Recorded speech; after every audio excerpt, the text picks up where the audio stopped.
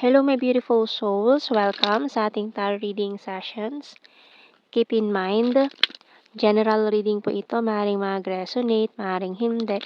Kunin nyo na lang po kung para sa inyo and leave the rest. Maaaring mag-shift energy o magkabaliktad ang sitwasyon, kaya kayo na pong bahala kung saan kayo nakalugar sa reading natin. Let's see.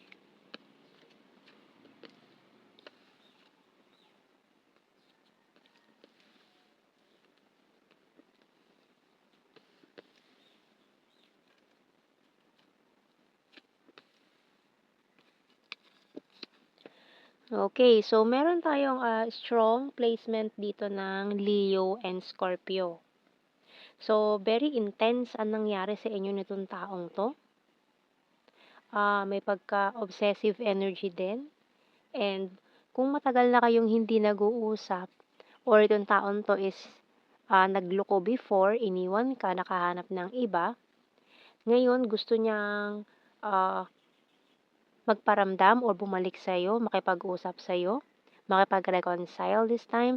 Kaso talaga medyo painful yung ginawa nitong taong to eh. Very kumbaga, alam mo yung tao na sa sobrang ayos ng pagtrato niya sa'yo, parang obsessed tong person na to sa'yo before eh. Lahat ginagawa niya for you, yung tipo ng tao na akala mo hindi magloloko, wala sa isip mo na magloloko itong taong to kasi kumbaga kung ikaw ang feminine, princess treatment ang binibigay sa'yo. Kaya talagang hindi mo inaasahan or hindi mo maisip, hindi mo malubos maisip paano. Kasi yung tuntaan to magaling siya magpanggap or pinakita niya sa'yo na ikaw lang. Pero may iba pa pala, no? So, tingnan natin. Kaya nung nalaman mo yung totoo, talagang very painful sa'yo na hindi mo inaakala na sa lahat ng ganun na trato niya, trinato ka niya ng parang feeling mo right person na. Akala mo, yun na, di ba? Yun pala is nagpanggap lang yung taong yun na sorry dun sa maingay na dumaan. Ang ingay ng motor. Ayan. So, pero yung taong to, nag-i-stalk pa rin yan sa'yo. Lalo na kung may strong Scorpio yan, Scorpio moon, rising or Venus sign, itong taong to, na pinakita niya sa'yo na obsessed siya sa'yo, na mahal ka niya. Pero nagulat ka, may someone else pala in the picture na hindi mo nakikita. Pero nung nalaman mo, ayan talaga, hindi na niya ma-deny. Pero for some of you, parang tinanggi pa niya. Ito, naglalaro kasi yan eh. Kumbaga, nag-explore pa siya ng other option. No? Yan to, may mga, siguro nung kinompronta mo itong taon to, marami din kayo nabuhos na masasakit na salita sa isa't isa. Ayan. And tingnan natin, anong message ng Archangel natin. Oops. Dito. So, nag-flip na tong isa. Kunin na natin. You know what to do by Archangel Uriel. Trust your inner knowledge and act upon it without delay. So, kumbaga parang alam mo naman na yung gagawin dito sa person na to. Ayan. Kasi very deceptive ang energy nitong taong to. So, tingnan natin sa mga tarot messages, oracle cards. Tapos, ngayon nagkukumahog siya na bumalik sa'yo. Kasi siguro hindi nag-work out yung isang option na pinili niya. Kaya ngayon parang nireserve ka niya eh. Kumbaga, ayaw niya mawala ka. Na parang ikaw na yung, kumbaga ikaw yung nasa unahan ng option niya. Pero nagtitingin pa siya ng other option. 'Di ba? Pero ayaw niya na mawala ka.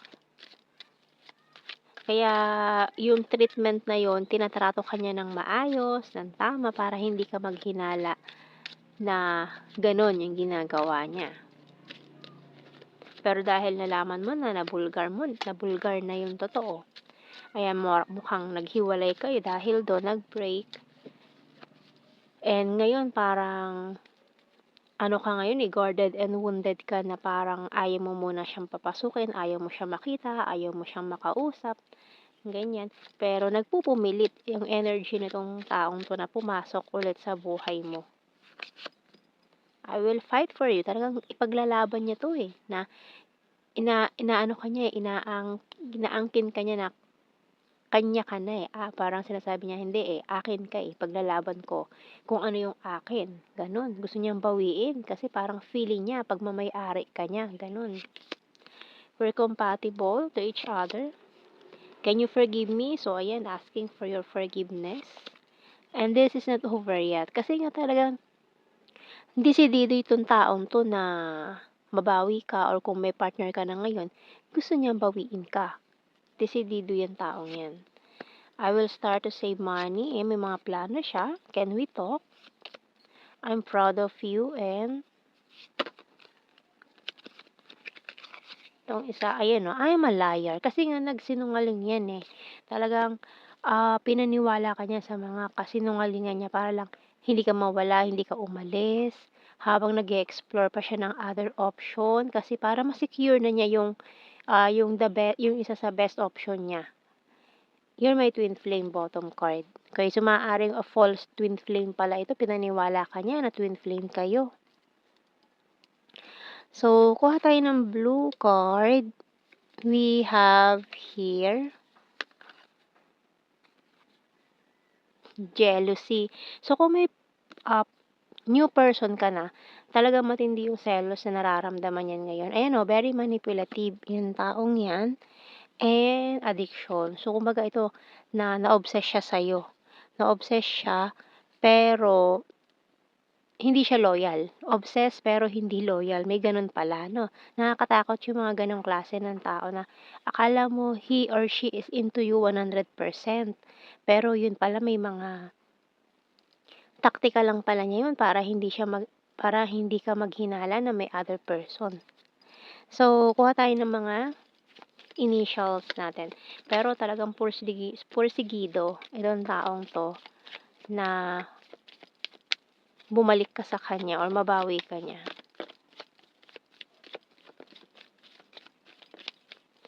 Ayan, H, Z, A, letter T, O, R, X, S, and W, C, N, N. Bottom card is letter V. Okay. So, let's see sa ating general signs and messages. So, mga keywords na lang ito. Hindi natin kailangan i-explain yan. Okay, alam nyo na yan. Malaki na kayo. We have, ayan, di ba? In a relationship na siya. Pero nakikipaglandian pa sa iba.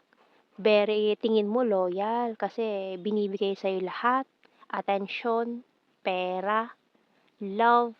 Parang binobomba ka na ng taon to ng love, eh, no? Love bombing yung ginawa niya sa'yo. Pero nakikipag-flirt pa sa iba.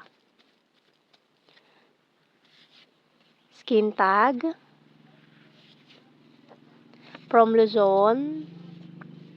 Earth signs, Taurus, Virgo, Capricorn, shy at first. So, di ba sa una, mahiyain. Tapos, di ba, ganun pala. We have here, flower farm. Has a dirty sense of humor. Sweet. Ayan, di ba? Napaka-sweet. Tapos, ganun pala. We have here gorgeous. Fantastic friend pa. Tapos, naghihinala ka na. Sabi niya, hindi, kaibigan ko lang yon. Sino yung kasama mo? Kaibigan ko lang yon. Di ba? Vulnerable. Patience, please. Green-minded. Very serious. And 7, special number. So, yan ang ating reading, my beautiful souls. Thank you for watching. Take care and God bless. See you in our next reading, guys. Bye-bye.